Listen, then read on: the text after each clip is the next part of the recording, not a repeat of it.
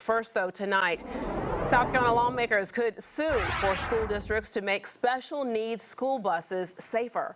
A bill introduced after our three-part The Longest Ride investigation from November is now making its way through the State House tonight. And this bill comes more than 4 years after the brutal attack of a nonverbal autistic child on board a Chesterfield County school district bus in 2018. Our investigation showed how the district failed to act when the state warned not putting adult attendants on its special needs buses right now are putting students and bus drivers and the public at risk. Well, here's Chief Investigator Jody Barr tonight with an update to The Longest Ride, a Queen City News investigation. In November 2018, a 9-year-old attacked 4-year-old Autumn Engel, a child who could not speak, but who the school bus video shows did all she could do to let someone know something was happening. The attack spanned 2 bus rides on the same day. That included bites, kicks, having her head slammed into the back of the seat, and punched several times in her face. The bus driver claimed he never saw anything. Fighting so that no other children like Autumn will ever have to suffer or go through that again. State Representative Richie Yow represents Chesterfield County. He had no idea until our investigation the Chesterfield County School District likely could have prevented this. There's no excuse for a child to be restrained on a special needs bus and be attacked on a special needs bus. Autumn Engel's parents sued the district and the State Department of Education. The lawsuit accused the district of committing civil rights violations against Autumn Engel and ignoring warnings from the state and its own bus driver about the dangers of not putting adult attendants on special needs buses. Those warnings came 2 months before this bus attack. The claims against the Education Department dealt with the state's failure to protect Autumn Engel and its failure to properly train and supervise bus drivers.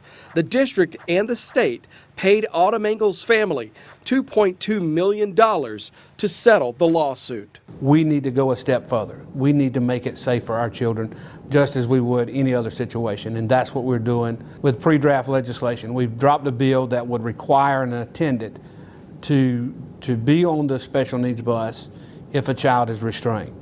That's pick up and take home. Yow's bill also makes clear the adult attendant cannot be the bus driver, which is what Chesterfield County had 11 of its 12 special needs bus drivers doing in the months before and months after the 2018 school bus attacks. You can't blame the driver. The driver does their driving. That should be their number one focus, because that is a dangerous job. Safety for our children is driving and keeping them safe. But depositions in the lawsuit show that's exactly what the Chesterfield County School District did. There was not appropriate supervision on the Ruby Elementary School special needs bus the day AA was attacked.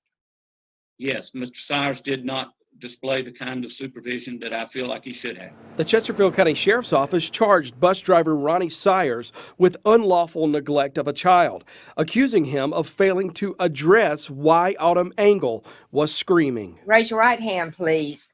Do you solemnly affirm the testimony you're about to give to be the truth, the whole truth, and nothing but the truth, so help you God?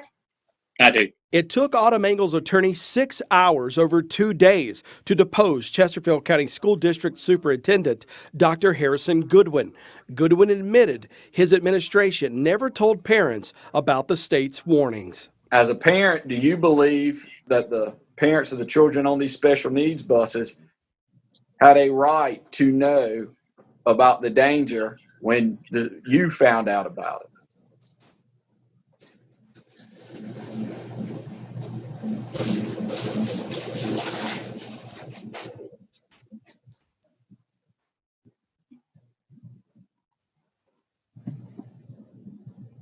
I'm not sure I can answer that in a yes, no, because there are other factors that go with that. Well, let's look at the factor that you got that warning. 2 months go by, we still don't have the attendance on it. And your initial response within days was, we're going to need to look at a cost analysis of it. So you knew that you weren't going to be addressing it right away because you were going to be doing a cost analysis, right? Yes, sir. All right. So you knew that this potentially dangerous operation of the special needs bus was out there and that y'all weren't going to address it immediately. Are the parents of the children on those buses not entitled to know of the potential danger to their children so they can make a decision of whether or not they're going to leave the child on the bus while y'all figure it out? Object to the form. If you put it in those terms, it would have been a good thing to have let them know. Can you think of a acceptable reason why you wouldn't let parents know in that type of situation? Object to the form. I'm sorry, what was your answer? No, sir. Goodwin also admitted he didn't tell his school board about the state's warning. When did you first inform anyone on the school board that the operation of the special needs buses potentially endangered the students, general driving public, and the driver? I'm going to say that I did not inform them in those words at any point. I did inform them that we were going to be looking at putting attendants on buses. Did you ever inform anyone with the school board that you had received those warnings from the Department of Education 2 months before the attacks? No, sir, not per se. When you say not per se, did you ever inform them of it at all? Again, I did not say we got this email from the State Department and this is what it said. No, sir. Those depositions also revealed once the school board found out about the attacks, it did nothing to investigate how it happened or what the district could do to keep this from ever happening again. Or did the school board take any action in response to those attacks? We did not. No, we take that. We give that to the superintendent to make sure that he and his staff do everything they need to. Chesterfield County School Board member Eric Dusa was deposed on behalf of the school board. So the question is, did the board at any point in time ask, how did this happen? Did our policies have anything to do with it happening? And do we need to revise or create policy to address why it happened? I don't think that was discussed. No. Okay. Did the school board conduct any investigation or evaluation about the administrative actions that were taken leading up to the attacks and in the wake of the attacks? We do not do any investigating ourselves. We do not. We have no committees for investigation or anything like that. Everything administratively that is done in the district falls on the superintendent. And did the board look into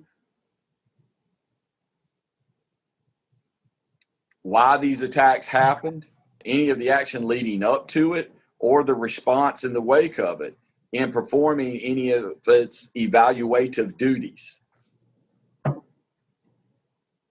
No, we did not. We did not take that into consideration. Was the school board ever made aware